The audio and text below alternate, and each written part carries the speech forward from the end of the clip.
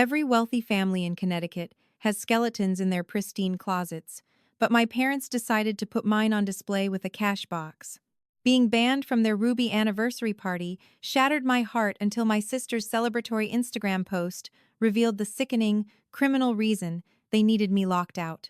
To understand the sheer magnitude of what happened the night of my parents' 40th wedding anniversary, you first have to understand the toxic hierarchy of the Harrington household. In our family, there were only two roles: the flawless victim and the perpetual villain. My younger sister, Beatrice B., to everyone who adored her, was the former. I, Clara, was the latter.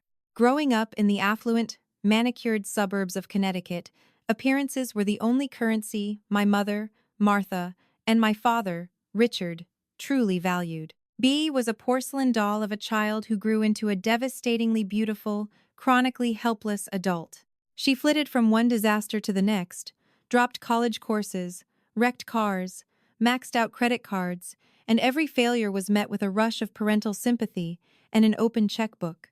I, on the other hand, was the sturdy, independent older sister. I paid my own way through university, married a wonderful, grounded architect named Owen, and built a successful high-end catering and event planning business from the ground up. You would think my parents would be proud. Instead, my independence was viewed as an insult, and my success was treated as a personal affront to Bia's struggles. If I bought a new car, I was flaunting my wealth. If B borrowed my vintage jewelry and conveniently lost it, I was being materialistic for demanding she replace it. The psychological gymnastics my parents performed to keep B on a pedestal while keeping me under their heel would have won them Olympic gold. But despite 3 decades of this treatment, the innate, pathetic human desire for parental approval kept me tethered to them. I kept trying. I kept showing up. That brings us to the Ruby anniversary, 40 years of marriage. It was going to be the social event of the season in our circle, hosted at the ultra-exclusive Hawthorne Country Club. My parents had been planning it for a year, inviting over 200 guests, including our wealthy extended family. There was Aunt Sylvia, who flew in from London, and Uncle Arthur, an oil executive from Texas who practically bankrolled my parents' early life. For months, I tried to help. I offered to cater the event at cost. My mother declined, stating her coordinator, a pretentious woman named Vivienne, had a more refined vision. I swallowed the insult and focused on being a good daughter. Owen and I spent weeks tracking down the perfect gifts.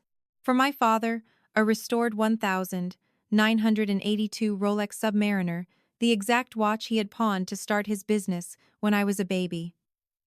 For my mother, a bespoke diamond and ruby pendant that matched her engagement ring. The gifts cost us nearly $12,000, but I convinced myself it would be the turning point. It would prove, definitively, that I loved them. 3 days before the gala, my phone rang. I was in my kitchen, reviewing vendor contracts, when my mother's name flashed on the screen. I answered with a smile. "Hi, Mom. I was just about to call you. I'm picking up my dress from the tailor tomorrow. Do you need me to run any last-minute errands?" There was a long, uncomfortable pause on the other end of the line. When my mother finally spoke, her voice had that tight, saccharine quality she used when she was about to deliver a blow under the guise of maternal concern.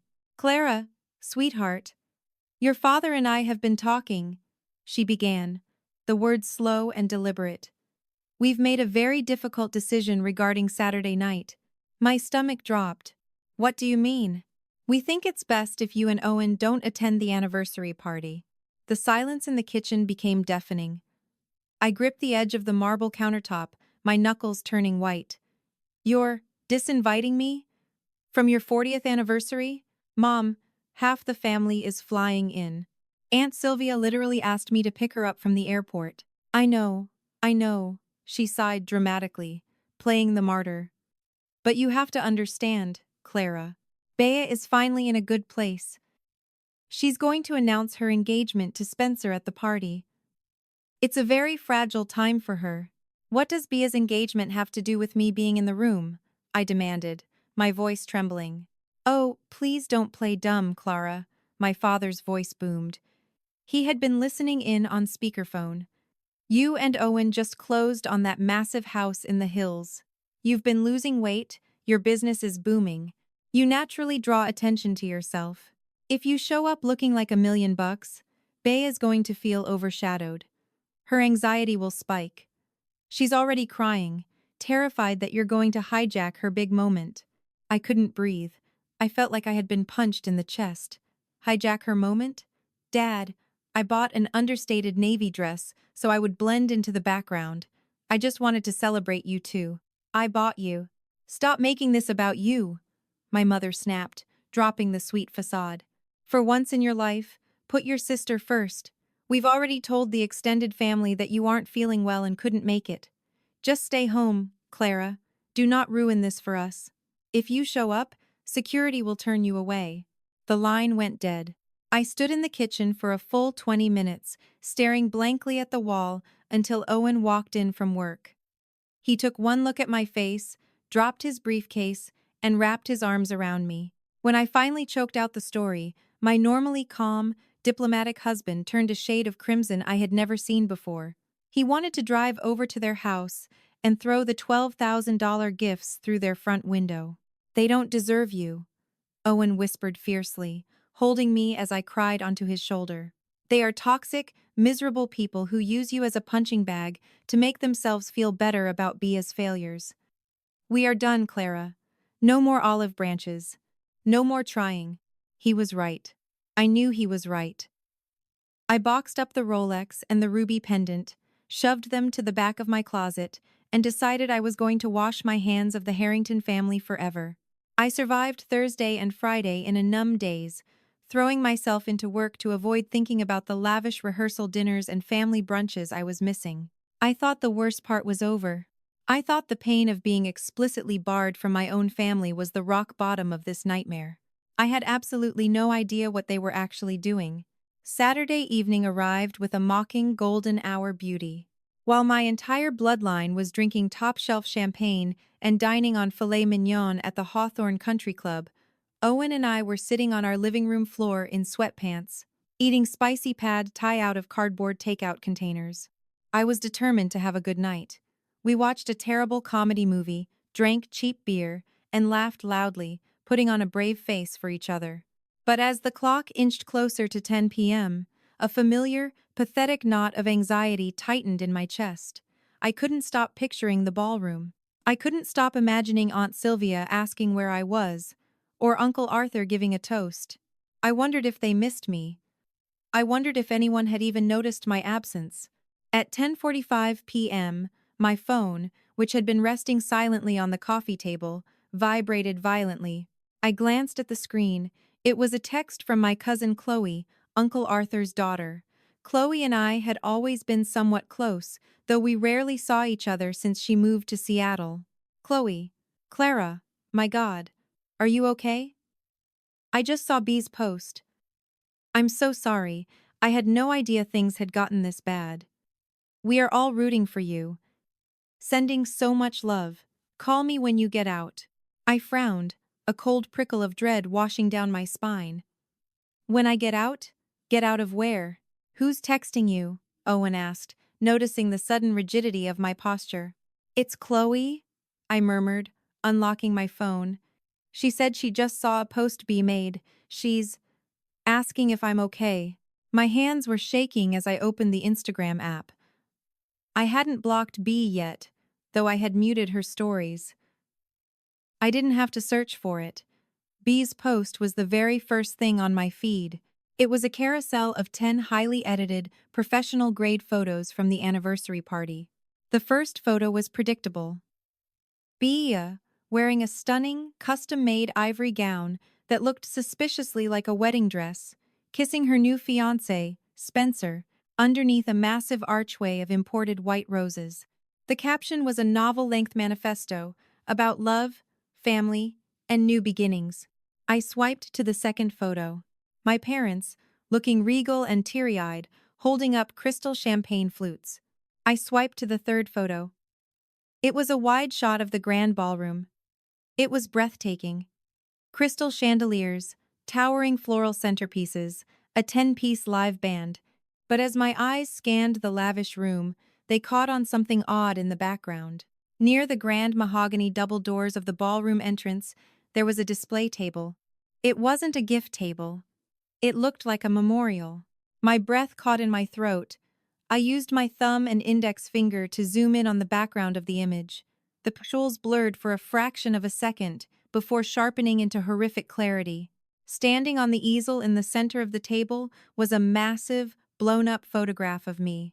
It was an awful, candid photo taken years ago when I had the flu. I was pale, exhausted, and devoid of makeup. Draped gracefully over the top of my photo was a banner printed in bold, elegant calligraphy. It read, "Clara's Rehabilitation and Recovery Fund." Directly beneath my framed, sickly-looking portrait was a large, acrylic lockbox. A literal donation box. Inside the transparent cube, I could clearly see stacks of cash, sealed envelopes, and personal checks. A ringing sound started in my ears, high and shrill, drowning out the ambient noise of the television. My vision tunneled. I literally forgot how to exhale. "Clara? Hey, breathe. What is it? What are you looking at?" Owen was suddenly beside me, his hand warm on my shoulder. I couldn't speak. I simply handed him the phone. I watched as Owen squinted at the screen. I watched the confusion wash over his face, followed instantly by a look of sheer, unadulterated horror. He rapidly tapped the screen to exit the zoomed-in view and scrolled down to read Bia's caption in its entirety. He read it aloud, his voice trembling with a terrifying, contained fury. "So incredibly blessed to celebrate Mom and Dad's 40th tonight, and to officially announce my engagement to the love of my life, Spencer. The only shadow on this perfect night is the agonizing absence of my big sister, Clara." As many of you know, Clara has been secretly battling severe substance abuse demons for years. It finally reached a breaking point this week, and she was admitted to a long-term, intensive inpatient facility. Our hearts are broken, but we are holding on to hope. To our incredible family and friends who have donated to Clara's medical trust tonight, thank you. Your generous contributions to her six-figure medical bills mean the world to us during this tragic time. We are praying for a miracle. Family is everything. The room spun. I don't drink. I rarely even consume caffeine. I run 5 miles a morning, manage a multi-million-dollar catering company, and have a painfully boring, squeaky clean medical record. I wasn't in rehab. I was sitting on my floor eating noodles. My parents hadn't banned me from the party because my success would trigger B's anxiety. They had banned me because if I walked through those double doors looking healthy, glowing, and wrapped in a designer dress, their monstrous grift would instantly fall apart. They had fabricated a horrific, reputation-destroying lie about me being a severe drug addict to extort money from our wealthy, conservative relatives. Uncle Arthur, Aunt Sylvia, my parents' rich country club friends. They had preyed on their sympathies, using my face and a fake tragedy as a crowbar to pry open their wallets. "They're stealing," Owen whispered, his eyes wide as he stared at the phone. "Clara, they aren't just lying. This is fraud. They are committing wire fraud and extortion right in front of everyone." He swiped aggressively to the 7th photo in the carousel. "Look at this!" he growled, shoving the screen toward me. It was a photo of Bea and Spencer on the dance floor, laughing uproariously. But it wasn't just a candid dancing shot. In Spencer's hands, proudly displayed for the camera, was an oversized novelty bank check, the kind you see at charity golf tournaments. The payer on the check was listed as the Harrington Family Trust. The payee was Beatrice Harrington and Spencer Vance. Wait, no. Spencer Hayes, I can't use Vance. The amount, $150,000. The memo line, written in playful, loopy handwriting, "For your dream home. Love, Mom and Dad." The pieces clicked together with the deafening roar of a guillotine dropping. My parents hadn't been doing well financially. My mother had slipped up a few months ago, complaining about a second mortgage and maxed-out credit lines. They couldn't afford a $150,000 down payment for B's new house. They couldn't even afford the lavish Hawthorne Club party they were currently hosting. They had invented a terminal Tragic crisis regarding my health. They set up a medical trust in my name, collected hundreds of thousands of dollars from devastated aunts, uncles, and family friends who thought they were saving my life, and then immediately funneled that money into Bia's pockets and their own bank accounts to fund their extravagant lifestyle. They slaughtered my reputation, branded me an addict to everyone I had ever loved, and legally barred me from the premises to ensure their cash cow didn't wander in and ruin the slaughter. I felt a tear slip down my cheek, but it wasn't born of sorrow. The profound, pathetic sadness that had plagued me for 32 years evaporated in a single, fiery instant. The desperate daughter who just wanted her mother's love died on that living room floor. In her place, something cold, calculating, and ruthless was born. "Owen," I said, my voice shockingly steady as I stood up. "I'm calling the police," Owen said, already dialing. "I'm calling the fraud department. I'm calling a lawyer." "Hang up," I commanded. He paused, looking at me as if I had lost my mind. "Clara, they are stealing hundreds of thousands of dollars using your name. They told your family you're a junkie." "I know," I said, walking toward the hallway closet. I pulled out the garment bag containing the stunning, tailored navy gown I had planned to wear to the party. "If we call the police now, they'll pack up the box. They'll claim it was a misunderstanding. They'll spin it. You know my mother. She can talk her way out of a burning building." "So what do we do?" Owen asked, his voice dropping to a low, dangerous register as he realized what I was implying. I turned to him, a feral, terrifying smile spreading across my face. "The party doesn't end until midnight," I said, checking my watch. It was 11:05 p.m. The Hawthorne Club was exactly 15 minutes away. "I think it's a miracle, Owen. I've been entirely cured. And it would be incredibly selfish of me not to go and personally thank my generous sponsors for my miraculous recovery." The transformation from devastated victim to cold-blooded executioner took exactly 14 minutes. I didn't cry. The tears had evaporated, replaced by a crystalline, hyper-focused adrenaline that made my hands completely steady. I walked into my bathroom, stripped off my sweatpants, and pulled the custom-tailored, midnight blue silk gown from its garment bag. It fit me like a second skin, elegant and formidable. I swept my hair into a sharp, sleek twist at the nape of my neck and applied a coat of crimson lipstick. It felt less like makeup and more like war paint. Owen was waiting by the front door, wearing his tailored charcoal suit. His jaw was locked, his eyes dark with a protective fury that made my chest ache with gratitude. He didn't ask if I was sure. He simply handed me my clutch, opened the front door, and said, "Let's go burn it down." The drive to the Hawthorne Country Club was suffocatingly silent. The tires hissed against the damp asphalt of the Connecticut winding roads. My mind was a steel trap, calculating every possible variable. I knew my mother's playbook intimately. If confronted privately, she would gaslight, deflect, and manipulate. She would claim the money was meant to help me in some convoluted, invisible way. She would cry. She would make herself the victim of my aggression. There could be no private confrontation. Narcissists only bleed when you attack their audience. At 11:20 p.m., Owen's Audi pulled up to the grand, columned entrance of the country club. The valet, a young kid in a red vest, rushed forward. I didn't wait for him to open my door. I stepped out into the crisp night air, the silk of my dress rustling like a drawn sword. A burly security guard stood by the sweeping oak double doors of the lobby, holding a clipboard. He stepped into my path, holding up a hand. "Excuse me, ma'am."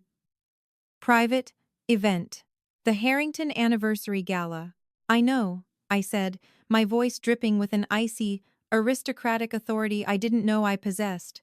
"I'm Clara Harrington, the eldest daughter." The guard frowned, checking his list. "I have strict instructions from Mrs. Harrington. A Clara Harrington is absolutely not permitted on the premises due to, security and health concerns." Owen stepped forward, his physical presence imposing. "My wife is the guest of honor," he said smoothly, slipping $100 bill from his money clip and pressing it into the guard's hand. There's been a massive misunderstanding. And frankly, if you delay her entrance, Mr. Arthur Sterling, the man paying for half of this club's renovations, will have your job by morning." The mention of Uncle Arthur, a legendary benefactor of the club, made the guard blanch. He looked at the cash, looked at my immaculate, distinctly non-addicted appearance, and stepped aside. We walked down the long, Persian-carpeted hallway toward the grand ballroom. The muffled, rhythmic thumping of a live jazz band grew louder with every step. My heart hammered against my ribs like a trapped bird, but my posture was rigid. When we reached the massive mahogany double doors, they were closed, guarded by two tuxedo-clad event staff. I didn't stop walking. I didn't slow down. I simply pushed past the staff, grabbed the brass handles, and shoved the doors open with every ounce of strength I had. They swung inward with a resounding, heavy crack that echoed over the music. The ballroom was a sea of glittering jewels, clinking crystal, and tailored suits. At least 150 people were still there, milling about the dance floor and the open bars. At the sound of the doors violently opening, heads snapped toward the entrance. For a span of 5 seconds, nobody recognized me. I was just a stunning woman in a dark dress interrupting the party. But as the ambient light of the chandeliers hit my face, a wave of physical shock rippled through the crowd. The jazz band faltered, the trumpet player missing a note before the music trailed off into an agonizing, confused silence. 50 feet away, near the head table, my mother was holding a glass of champagne, laughing at something the country club manager had said. Her eyes drifted toward the commotion. When her gaze landed on me, the champagne flute slipped from her fingers. It shattered against the marble floor, the sharp clink slicing through the dead silent room. All the color drained from Martha Harrington's face, leaving her looking like a wax corpse. Beside her, my father froze, his hand suspended halfway to his mouth with a cigar. Bea, standing nearby in her faux wedding dress with Spencer Hayes, let out a strangled, pathetic squeak, taking a physical step backward as if she had seen a ghost. I didn't look at them. I kept my eyes fixed straight ahead, gliding into the room with Owen right beside me. The crowd parted for us like the Red Sea. Whispers ignited around me, frantic and hushed. "Is that Clara? Good Lord, I thought she was in rehab. She looks beautiful. I thought she was on her deathbed." I stopped directly in front of the grand display table by the entrance. The shrine.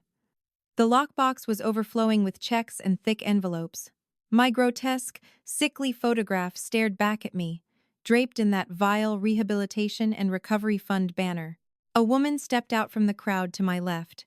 It was Aunt Sylvia. She was wearing a stunning emerald gown, but her face was crumpled with confusion and profound relief.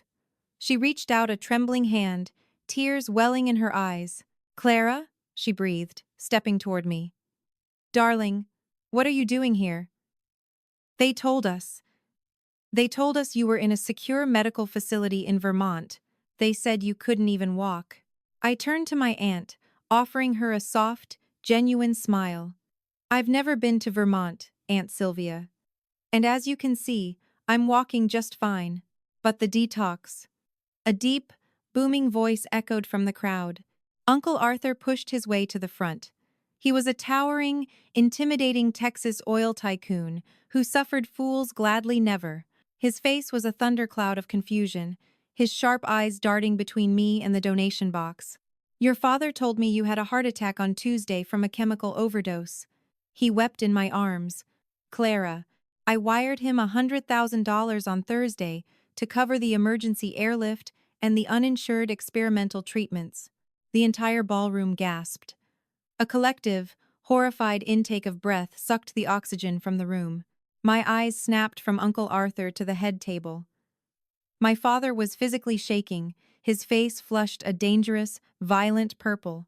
My mother was gripping the edge of the tablecloth so hard her knuckles were white, her mouth opening and closing like a suffocating fish. I turned back to the crowd. It was time. $100,000 for an emergency airlift, Uncle Arthur? I echoed, my voice carrying effortlessly across the dead-silent ballroom. I tilted my head, feigning a look of tragic confusion. That is incredibly generous. But as you can see, my heart is functioning perfectly. In fact, I ran 5 miles this morning before going to work at my catering company, which, just to be clear, is having a record-breaking quarter. I took a slow, deliberate step toward the acrylic donation box. I tapped a manicured fingernail against the thick plastic, the sharp click echoing like a gunshot. It seems there has been a spontaneous medical miracle, I announced to the crowd. I have been entirely cured of an addiction I never had, and resurrected from a rehab facility I never attended. Clara, shut your mouth, my father roared. The spell was broken. He lunged forward from the head table, his face a mottled, terrifying purple. She's delusional. The chemicals have fried her brain. Security, get this sick woman out of here. Before Richard could take another step, Owen moved. He didn't raise his fists, but he stepped cleanly in front of me, planting himself like a wall of solid granite. Take one more step toward my wife, Richard, and I will personally break your jaw, Owen stated. His voice was dangerously low, but in the silence of the room, it carried to the front row. My father stopped dead, his cowardice instantly overriding his panic. Clara, sweetie, please. My mother pleaded, rushing forward and grabbing my father's arm. She slapped on a grotesque, terrified smile, playing to her country club audience. You're having an episode. You snuck out of the facility. We love you. We're just trying to protect you. Protect me? I laughed, a sharp, humorless sound that made Aunt Sylvia flinch. I turned to my husband. Owen, could you show Uncle Arthur what Bea posted on Instagram an hour ago? Owen smoothly pulled his phone from his breast pocket. He had the screenshot queued up. He handed the device directly to Arthur. The towering Texas oil tycoon adjusted his reading glasses, squinting at the glowing screen. I watched the progression of his realization in real time. Confusion, dawning horror, and finally, a cold, apocalyptic rage. What is this? Arthur demanded, his voice a low rumble that made the surrounding guests physically step back. He locked his eyes onto my father. Richard, explain this. It's a misunderstanding. Artie, my father stammered, sweating profusely. Read it aloud, Arthur, I insisted gently. Arthur turned the screen toward the crowd. It is a photograph of Beatrice and her new fiancé, Arthur barked, his voice dripping with venom. They are holding a novelty check for $150,000. The memo line says, "For your dream home. Love, Mom and Dad." The ballroom erupted. Outrage and disgust rippled through the affluent crowd. I don't understand, Aunt Sylvia gasped, pressing a trembling hand to her diamond necklace. Martha, you sat in my living room and told me you were taking out a second mortgage to pay for Clara's ventilators. I wrote you a check for $20,000 tonight. And I wired you $100,000, Arthur roared. He threw his crystal champagne glass onto the marble floor, shattering it into 100 pieces. He advanced on my father, poking a thick finger into Richard's chest. You bankrupt, pathetic liar. You don't have $150,000 to give Beatrice.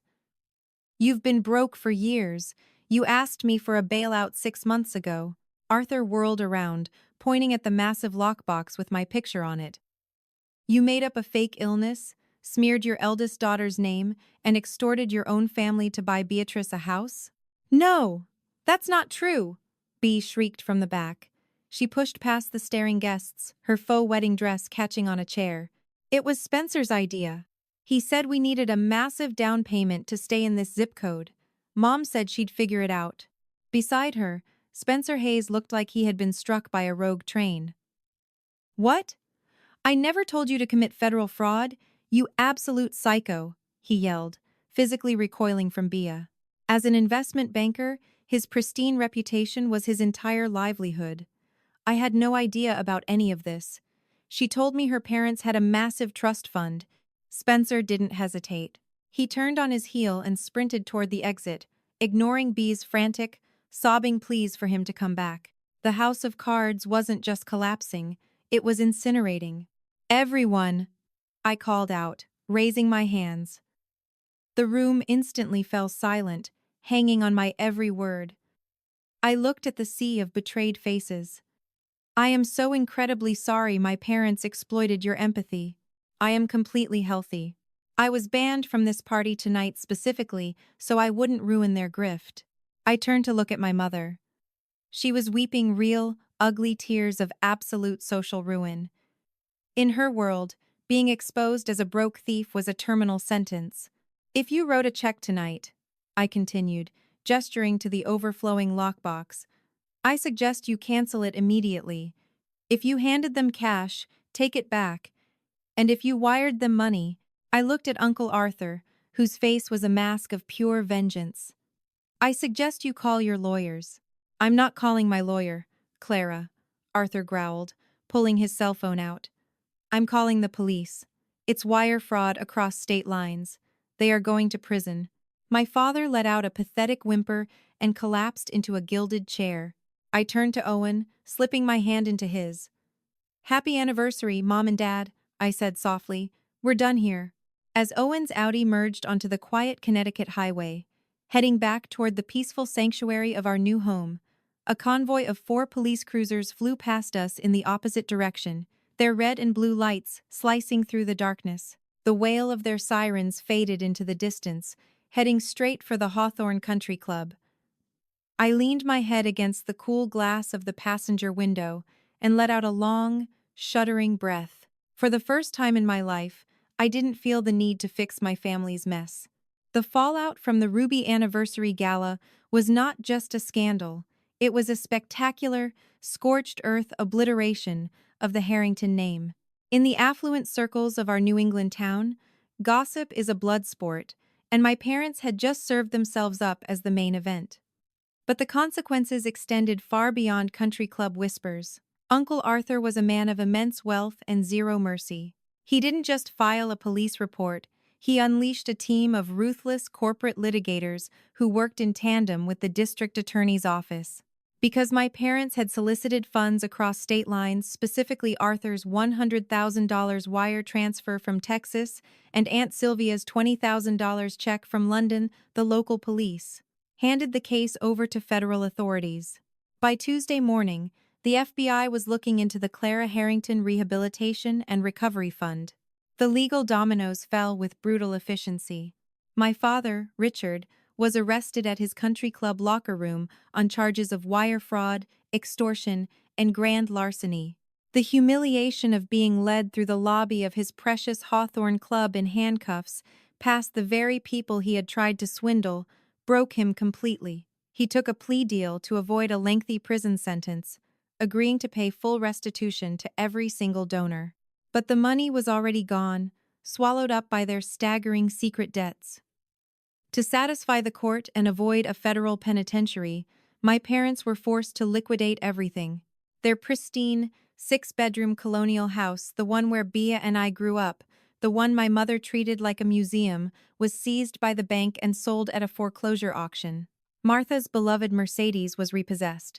The Hawthorne Country Club not only revoked their membership with a public, humiliating notice to all members, but they also sued my parents for the unpaid catering and venue fees from the anniversary party itself. My mother's descent into social exile was absolute. Narcissists feed on admiration and status, and Martha was suddenly starving. The women she used to play tennis with blocked her number. She was uninvited from every charity gala, holiday party, and luncheon. The last I heard from my cousin Chloe, my parents had moved into a cramped, 2-bedroom apartment in a dreary neighboring town, completely ostracized from the world they once ruled. And then, there was Bea. The golden child's glittering future dissolved overnight. Spencer Hayes, terrified that his name and his prestigious investment banking firm would be tied to a federal fraud investigation, didn't just break off the engagement. He sent Bea a formal cease and desist letter, demanding she return the custom engagement ring and forbidding her from contacting him or his family.